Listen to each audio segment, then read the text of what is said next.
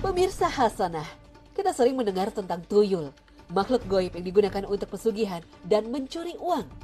Umumnya, aksi pencurian oleh tuyul ini banyak dilakukan di rumah-rumah warga.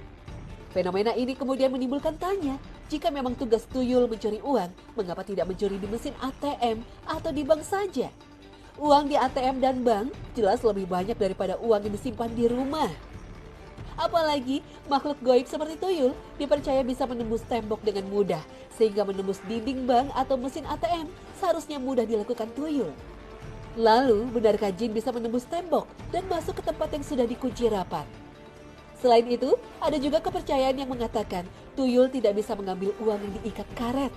Sehingga sebagian masyarakat ketika menyimpan atau membawa uang akan mengikatnya dengan karet agar tidak hilang dicuri tuyul. Benarkah demikian? Apakah uang yang diikat karet memang bisa menghalangi jin dari mencurinya? Menurut rumor yang beredar, konon tuyul tidak bisa menembus dan mengambil uang yang dikurung dalam dinding besi. Oleh karena itu, dia tidak bisa mengambil uang di ATM maupun bank yang umumnya disimpan dalam tempat atau berangkas besi. Kepercayaan tentang kemampuan tuyul atau makhluk goib yang bisa menembus tembok tidaklah tepat. Nabi Shallallahu Alaihi Wasallam yang mengabarkan, jin atau setan tidak bisa masuk ke tempat-tempat yang terkunci. Rasul Shallallahu Alaihi Wasallam bersabda, kuncilah pintu, pasanglah tutup tempat air, tutuplah bejana, dan matikan lampu.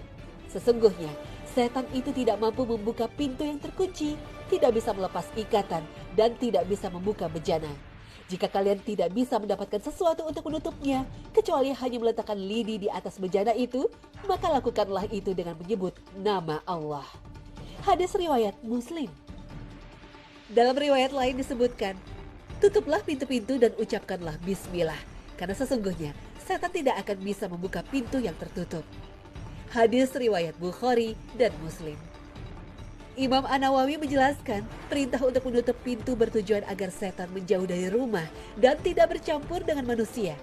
Sebab setan tidak mampu membuka wadah yang tertutup, begitu pula pintu yang terkunci.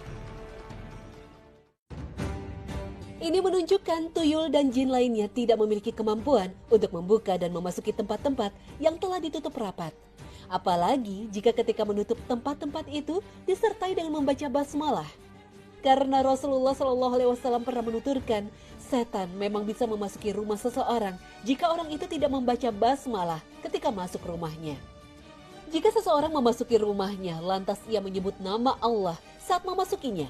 Begitu pula saat ia makan, maka setan pun berkata pada teman-temannya, kalian tidak ada tempat untuk bermalam dan tidak ada jatah makan.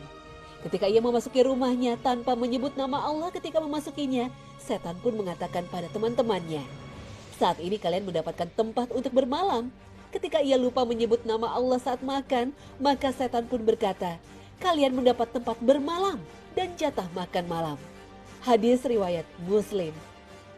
Artinya, selama seseorang menutup rumah, bejana, lemari, laci, dan tempat-tempat lainnya dengan rapat, dan dengan mengucapkan basmalah ketika menutupnya, maka tuyul maupun jin lain tidak akan bisa membukanya. Wallahu a'lam bishawab.